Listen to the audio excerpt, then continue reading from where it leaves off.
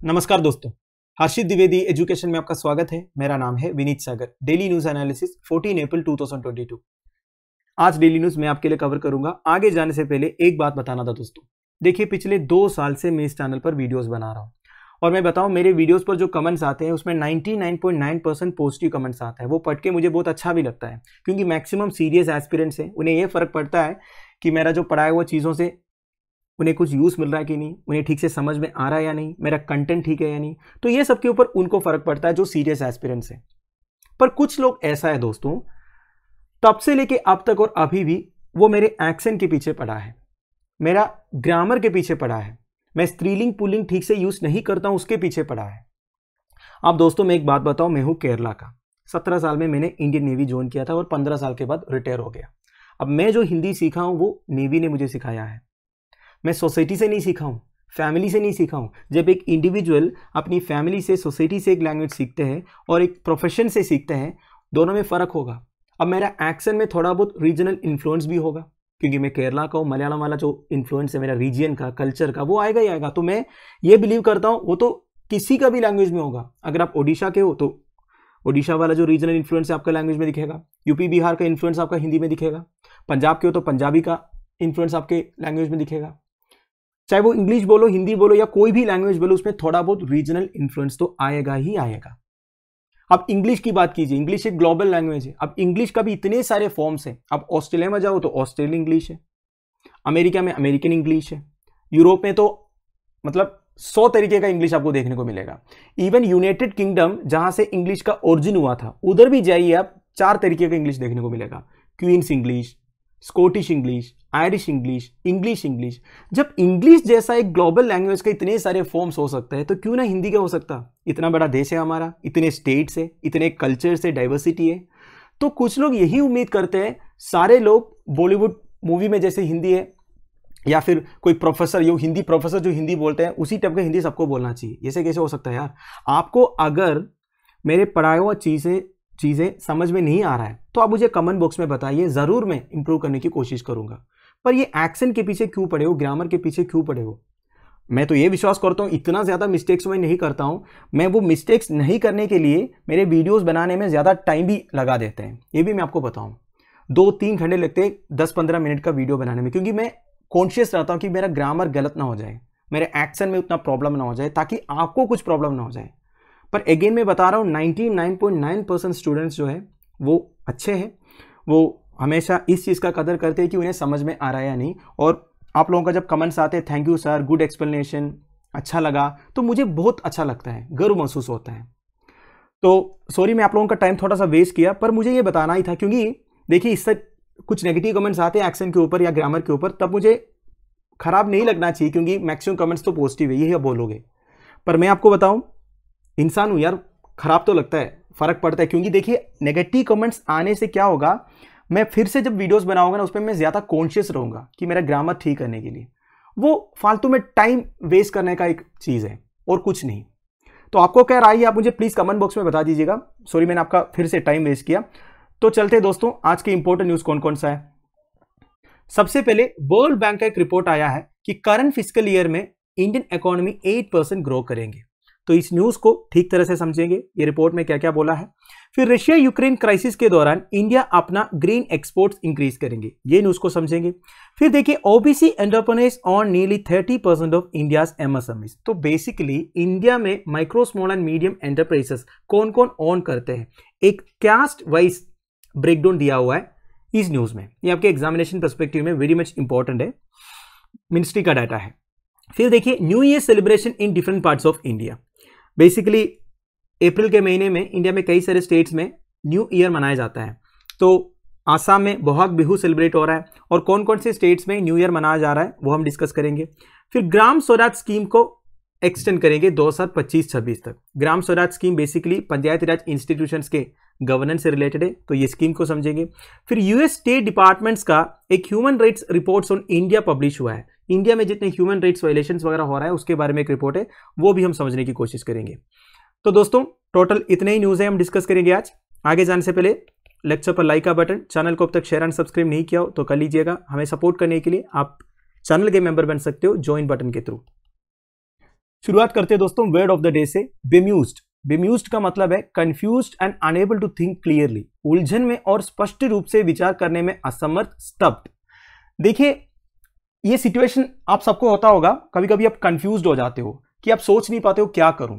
For example mister Sebastian was looking at the boys with a bemused expression. Sebastian को ये समझ में नहीं आ रहा था कि क्या करूं, वो कंफ्यूज्ड है, वो ठीक से सोच नहीं पा रहा है।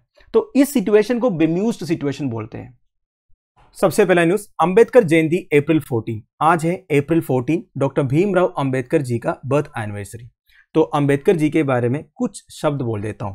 डॉक्टर भीमराव अंबेडकर जाति के विनाश के लिए एक सेनानी। इनका जन्म 14 अप्रैल 1891 को महू छावनी में एक निम्न जाति के महार परिवार में हुआ था, जहां उनके पिता ने सेना में सेवा की थी। डॉक्टर बी.आर. अंबेडकर का जन्म एक ऐसे जाति में हुआ था जिसे निम्न से निम्नतम माना जाता था, लोवेस्ट ऑफ द लो। लेकिन इसी आदमी ने देश के लिए संविधान बनाया, कॉन्स्टिट्यूशन फॉर द कंट्री। उनका जीवन संकटों में से एक था, क्योंकि जाति व्यवस्था से निपटने के उनके कट्टरपंथी प्रस्तावों को उच्च जातियों से स्पष्ट शत्रुता का सामना करना पड़ा। महान डॉक्टर ने न केवल पढ़ाई जारी रखने के लिए सभी संस्थागत और सामाजिक बाधाओं के खिलाफ लड़ाई लड़ी, बल्कि 1917 में कोलंबिया यूनिवर्सिटी से डॉक्टरेट इन इकोनॉमिक्स भी अर्न किया। और कड़वी जाति के अपमान का सामना करने वाला लड़का स्वतंत्र भारत में कानून का पहला मंत्री बना और उसे आकार दिया। तो दोस्तों डॉक्टर बी.आर. अंबेडकर जी एजुकेशन को एज ए पोटेंट टूल देखा which could equally empower every citizen to build an egalitarian society. अगर हमें सोसाइटी का जो डिस्क्रिमिनेटरी सोशल प्रैक्टिसेस है उसे तोड़ना है तो सबसे अच्छा तरीका एजुकेट हो जाना है। उन्होंने ये तक कहा था, शिक्षा दलितों के लिए मंदिर में प्रवेश से भी अधिक महत्वपूर्ण थी। तो हमारे देश में एक holistic, inclusive and progressive society बनाने में डॉक्टर अंबेडकर जी का रोल काफी इंपॉर्टेंट है।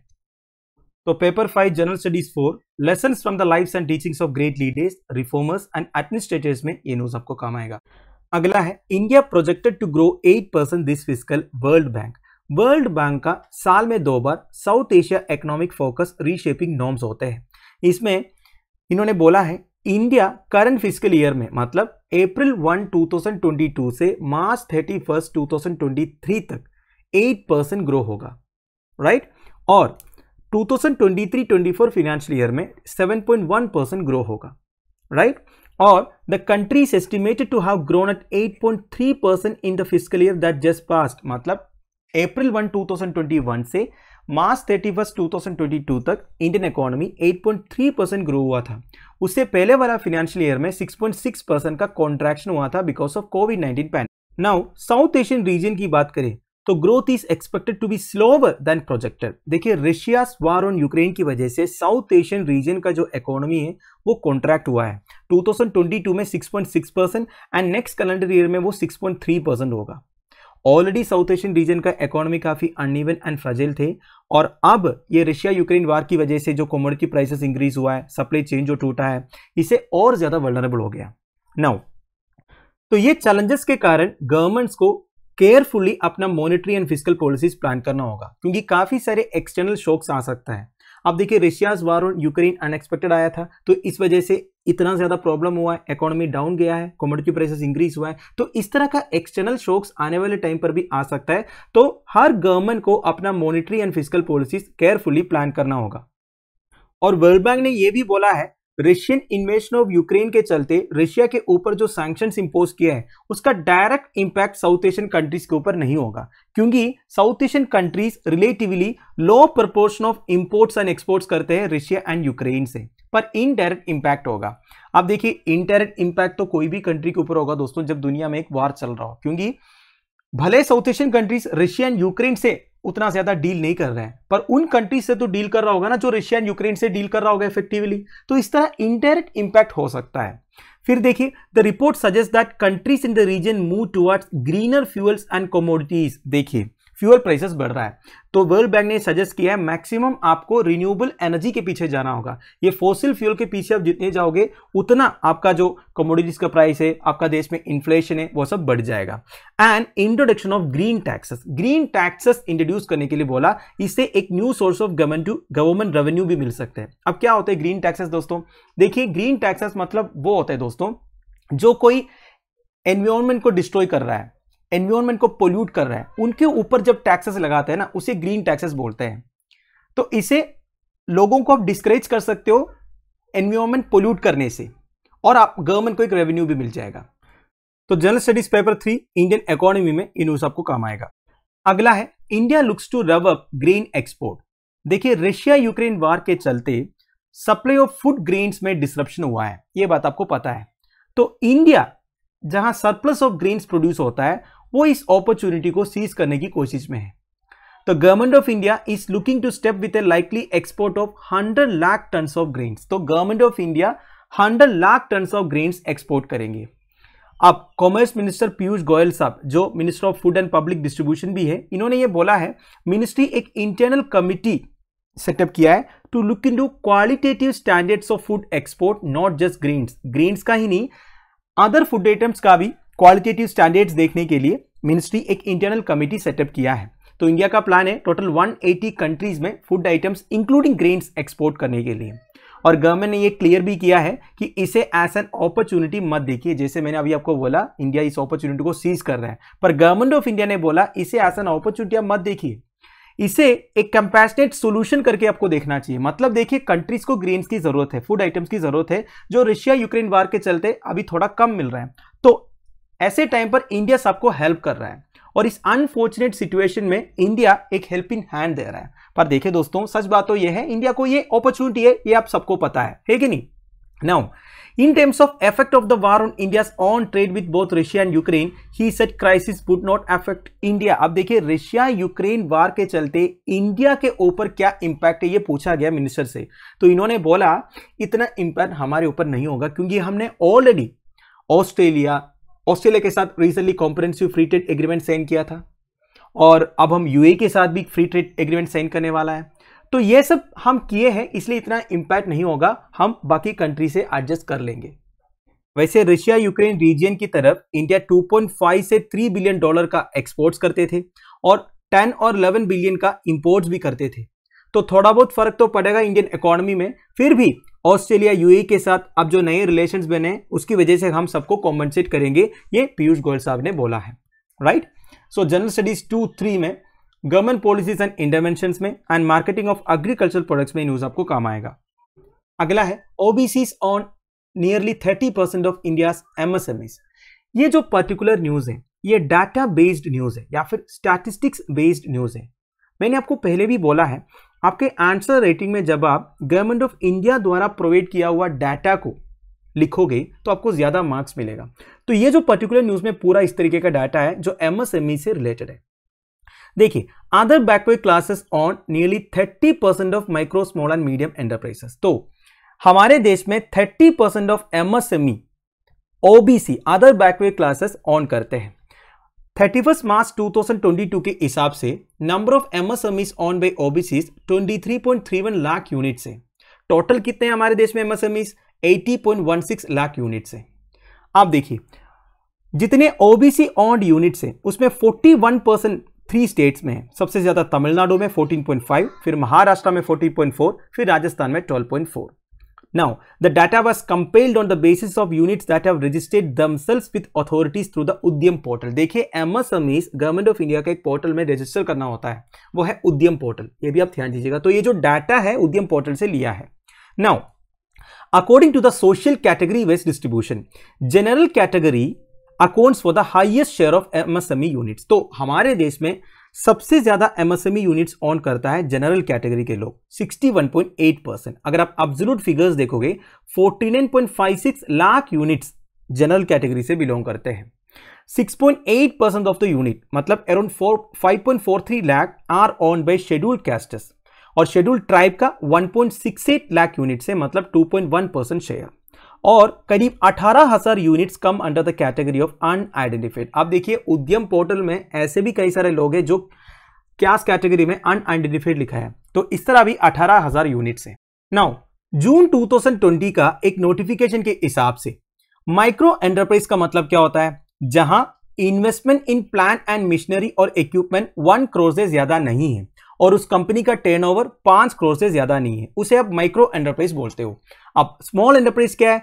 Where investment in plant and machinery और इक्विपमेंट 10 करोड़ से नहीं है, 10 करोड़ से ज्यादा नहीं है, और turnover of the company 50 crore से ज्यादा नहीं है। मीडियम एंटरप्राइज मतलब क्या है, जहां investment in plant and machinery और इक्विपमेंट 50 करोड़ से नहीं है और पूरा टर्नओवर 250 करोड़ से ज्यादा नहीं है। Clear? Now as regards the OBC on enterprises, Tamil Nadu has the highest number of such units with 3,37,016, of which 3,23,441 units come under micro enterprises। देखिए बेसिकली इधर ब्रेकडाउन दिया हुआ है, ये इतना इंपॉर्टेंट नहीं है, आपको बस परसेंटेज ध्यान रखना है, ठीक है। वैसे मैं आपको बता देता हूं, देखिए तमिलनाडु में 3,37,016 यूनिट्स है ओबीसी के पास, जिसमें 3,23,441 जो है माइक्रो है, 12,778 स्मॉल है, 797 मीडियम है, ठीक है। फिर महाराष्ट्र अगला आता है, इधर 3,35,920 है, उसमें 3,31,770 माइक्रो है, 3,944 स्मॉल है, वो 206 जो है मीडियम है। तो आपको ये सबसे क्या समझ में आ रहा है, सबसे ज्यादा एमएसएमईज वो माइक्रो एंटरप्राइजेस है, ठीक है। फिर राजस्थान की बात किया जाए, 2,89,857 यूनिट्स है जो ओबीसी ओन करते हैं, उसमें 2.86 लाख जो है माइक्रो यूनिट्स है, 3,585 स्मॉल है, 150 मीडियम एंटरप्राइज है। तो देखिए एक चीज आप ध्यान दीजिएगा, आपसे ऐसे सवाल भी पूछ सकता है, जितने एमएसएमईज है इंडिया में उसमें सबसे ज्यादा माइक्रो है, स्मॉल है, मीडियम है, ऐसा सवाल पूछने से आप क्या बोलोगे, माइक्रो है। फिर 4th, 5th and 6th slots go to the northern states of Uttar Pradesh, Bihar and Madhya Pradesh. तो देखिए दोस्तों, सबसे ज्यादा एमएसएमईज को एंकरेज कौन कौन से स्टेट्स करते हैं, तमिलनाडु, फिर कौन सा है, महाराष्ट्र, राजस्थान, इसके बाद उत्तर प्रदेश, बिहार, मध्य प्रदेश एक्सेट्रा। तमिलनाडु में 39.4% of total number of 8.56 lakh units OBC के पास है, which is about 10 percentage points higher than all India average figure of 29%। देखिए ओबीसी का जो डाटा मैंने बोला, ऑल इंडिया में 29% है, बेसिकली 30% बोल दीजिए। नाउ तमिलनाडु में अगर आप देखोगे ना, नेशनल एवरेज से ज्यादा है, मतलब तमिलनाडु में टोटल जो एमएसएमई है उसका 39.4% ओबीसी के पास है, बट इन महाराष्ट्र वो 20.6% है, राजस्थान में 46% है, right. So general studies paper 3, Indian economy, growth and development, industries, ये सब में आपको ये न्यूज काम आएगा। अगला है दोस्तों स्प्रिंग इन देयर स्टेप। देखिए ये जो फोटो है आज का द हिंदू पेपर में छपा है, ऐसे कल्चर से रिलेटेड कोई भी फोटोज आता है ना दोस्तों, उसके बारे में अच्छा खासा इंफॉर्मेशन कलेक्ट कीजिएगा, क्योंकि आपके लिए वो इंपॉर्टेंट है। Now Assamese women perform Bihu on the occasion of Rongali Bihu in Sonapur on Wednesday। तो देखिए दोस्तों, आसाम में बोहाग बिहू या फिर रोंगाली बिहू सेलिब्रेट किया जा रहा है। Festival first month of the Assamese calendar में सेलिब्रेट होता है in the end makes the advent of Assamese new year, and the festival also coincides with the advent of spring season. देखिए स्प्रिंग सीजन की शुरुआत भी ये festival से होता है। वैसे ये जो बिहू फेस्टिवल है ना दोस्तों, it is a set of 3 important Assamese festival. Assam में 3 तरह का बिहू फेस्टिवल होता है। रोंगाली और बोहाग बिहू अप्रैल में ऑब्जर्व होता है, कोंगाली और कटी बिहू अक्टूबर में ऑब्जर्व होता है, भोगाली और माघ बिहू जनवरी में ऑब्जर्व होता है। वैसे दोस्तों 9 different new years of India के बारे में भी बताया है। बैसाखी पंजाब में, जूड़ शीतल बिहार और झारखंड में, अब मेरा प्रोनाउंसिएशन गलत हो सकता है, माफ कीजिएगा। Bohag Bihu north eastern states में, जैसे आसाम में मैंने आपको बता दिया। गुड़ी पड़वा महाराष्ट्र, उगादी कर्नाटका, तेलंगाना, आंध्र प्रदेश। जमशेदी नवरोज ईरानी न्यू ईयर है, बेसिकली पर्शियन न्यू ईयर भी बोलते हैं। विशु केरला, विशु तो कल है, हमारे केरला में सेलिब्रेट होगा। पहला बोईशाख वेस्ट बंगाल, और इस्लामिक न्यू ईयर है मुहर्रम, ये बात आपको पता है। वैसे एक वीडियो भी अवेलेबल है दोस्तों चैनल में, इंडिया में जो इंपॉर्टेंट न्यू ईयर्स कौन कौन सा है, कल्चर से रिलेटेड, डाइवर्सिटी से रिलेटेड, वो भी आप देख लीजिएगा। So general studies paper 1 prelims में और general studies paper 2 Indian culture and heritage में ये न्यूज आपको काम आएगा। अगला है note to extend Gram Swaraj scheme. सबसे पहले ग्राम स्वराज स्कीम मतलब क्या है, ये scheme for improving the governance capabilities of panchayati raj institutions. जितने पंचायती राज इंस्टीट्यूशन है like corporation, municipality, gram panchayat, gram sabha, इन सब के गवर्नेंस कैपेबिलिटीज इंक्रीज करने का एक स्कीम है ग्राम स्वराज स्कीम। आप मुझे कमेंट बॉक्स में बताइए पंचायती राज इंस्टीट्यूशंस को किस कॉन्स्टिट्यूशनल अमेंडमेंट से कॉन्स्टिट्यूशन में इंक्लूड किया था। Now cabinet committee on economic affairs एक प्रपोजल अप्रूव किया है राष्ट्रीय ग्राम स्वराज अभियान, बेसिकली ग्राम स्वराज स्कीम को 2025-26 तक कंटिन्यू करने के लिए। और CCEA at a meeting chaired by prime minister Narendra Modi extension of the scheme approve किया है। और कितने पैसे एलोकेट किया है, 5,911 करोड़, जिसमें से 3,700 करोड़ सेंटर का शेयर होगा, 2,211 करोड़ स्टेट्स का शेयर होगा। तो ये जो स्कीम है ये 2.78 लाख रूरल लोकल बॉडीज को हेल्प करेंगे अपने गवर्नेंस कैपेबिलिटीज को इंक्रीज करने के लिए और एसडीजीज को डिलीवर करने के लिए। यूनाइटेड नेशंस का सस्टेनेबल डेवलपमेंट गोल्स के बारे में आपने सुना होगा, टोटल 17 सस्टेनेबल डेवलपमेंट गोल्स है जो हमें अचीव करना है 2030 तक, उसमें से एक गवर्नेंस से रिलेटेड है। तो वो अचीव करने में ये जो राष्ट्रीय ग्राम स्वराज अभियान स्कीम है ये हेल्प करेंगे रूरल लोकल बॉडीज को। The scheme would work towards poverty free and enhanced livelihood in villages. ये सब बोल वचन वाली बातें हैं दोस्तों। देखिए, poverty free and enhanced livelihood in villages, healthy village, child friendly village, water sufficient village, clean and green village, self sufficient infrastructure in village, socially secured village, village with good governance, engendered development in village. तो ये सारे objectives है ये scheme का, ठीक है।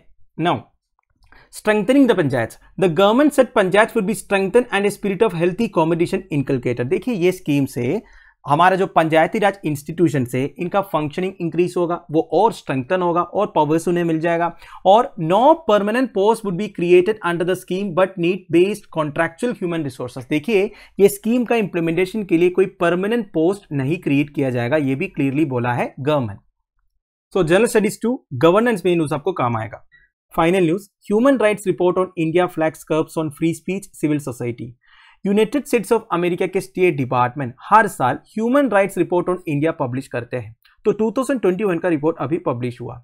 इस report में इंडिया में जितने human rights violations related cases के बारे में ये बताते हैं और हर साल इसमें जो पॉइंट्स है वो लगभग सेम ही रहता है।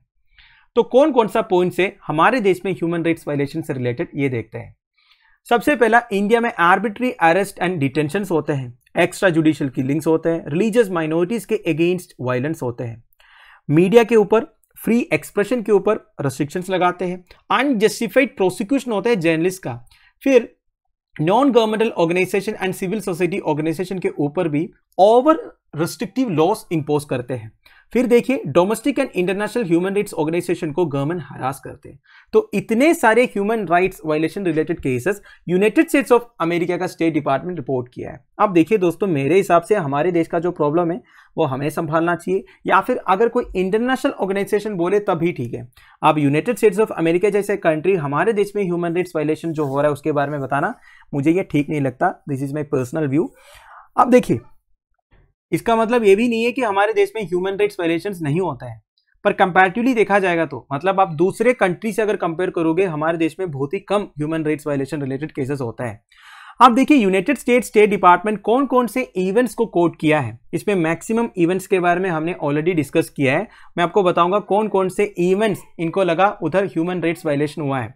Last year climate activist Disha Ravi को अरेस्ट किया था, फिर human rights activist Hidme Markam को अरेस्ट किया था, फिर former Jammu and Kashmir chief minister Mehbooba Mufti को हाउस अरेस्ट में डाले थे, ये उन्होंने कोट किया। फिर एल्गार परिषद भीमा कोरेगांव प्रोटेस्ट से regarding unlawful activities prevention act के अंडर कई सारे एक्टिविस्ट को अरेस्ट किया था और इससे रिलेटेड जेसुइट प्रीस्ट स्टैन स्वामी का डेथ भी हुआ था जेल में ही, तो ये कोट किया। फिर पेगासस मालवेयर वाला इशू जो स्पाइंग वाला मालवेयर था वो कोट किया है। इन्होंने ये भी बोला government generally respected the right to freedom of expression. कम से कम ये तो बोला कि गवर्नमेंट फ्रीडम ऑफ एक्सप्रेशन को जनरली रेस्पेक्ट करते हैं, पर ऐसे कई सारे केसेस रिपोर्ट हुआ जब कोई गवर्नमेंट के अगेंस्ट कुछ बोल दिया, उसको हरास करने का, उन्हें प्रेशराइज करने का कई सारे केसेस रिपोर्ट हुआ था, ये बोल रहा है। And the report highlighted the case of Madhya Pradesh police arresting stand up comedian Munawar Faruqui. Munawar Faruqui वाला इशू भी आपको पता होगा, काफी बार एडिटोरियल्स में भी डिस्कस हुआ था। तो मुनावर फारूकी का जो केस है वो भी बोला है इन्होंने। फिर गवर्नमेंट ट्विटर अकाउंट्स को जो ब्लॉक करते हैं ना कई सारे लोगों का, उसके बारे में बताया है। और देखिए, कुछ कश्मीरी एकेडमिक्स को कॉन्फ्रेंसेस अटेंड करने के लिए इंडिया के बाहर ट्रैवल करना था, पर गवर्नमेंट ऑफ इंडिया इन्हें देश छोड़ने से रोक दिया गया था, तो उसे भी कोट किया। फिर फ्रीडम ऑफ एसोसिएशन वाला सेक्शन में एमनेस्टी इंटरनेशनल इंडिया वाला केस बोला है। क्या हुआ था, हमारा enforcement directorate amnesty international India के एसेट्स को फ्रीज किया था और इनके लाइसेंस को सस्पेंड किया था। क्यों? देखिए, आपको पता है एमनेस्टी इंटरनेशनल जो है चैरिटी वर्क्स करते हैं, ह्यूमैनिटेरियन असिस्टेंस वाले वर्क्स करते हैं, अच्छी बात है। पर देखिए, कोई भी एक नॉन गवर्नमेंटल ऑर्गेनाइजेशन जब इंडिया में काम करते हैं, अगर उन्हें इंडिया के बाहर से पैसे रिसीव करना है एक लिमिट से ज्यादा, तो उन्हें फॉरेन कंट्रीब्यूशन रेगुलेशन एक्ट के अंदर जो प्रोविजन है उन्हें 100% फॉलो करना होगा। अगर आप नहीं करोगे तो आपके अगेंस्ट एक्शन लिया जाएगा। तो वही किया था एनफोर्समेंट डायरेक्टरेट ने। तो यह भी कोट किया है यूनाइटेड स्टेट्स ऑफ अमेरिका अपने रिपोर्ट के थ्रू कि एमनेस्टी इंटरनेशनल इंडिया का लाइसेंस को रिवोक किया गया था, यह भी एक ह्यूमन राइट वायलेशन है बोल के। वैसे दोस्तों फॉरेन कंट्रीब्यूशन रेगुलेशन एक्ट के अंदर जितने इंपॉर्टेंट प्रोविजन है उसके बारे में कम से कम 4-5 वीडियो में हमने बताया है।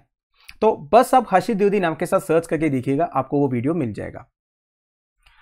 तो जनरल स्टडीज 2 इंटरनेशनल रिपोर्ट्स में ये न्यूज आपको कहा। तो दोस्तों that's end of it. I hope आपको सारे न्यूज अच्छी तरह समझ में आया होगा। लेक्चर की पीडीएफ एज यूजुअल आपको टेलीग्राम चैनल में मिल जाएगा, जिसका लिंक नीचे प्रोवाइडेड है। Thank you for watching. Bye bye, have a nice day.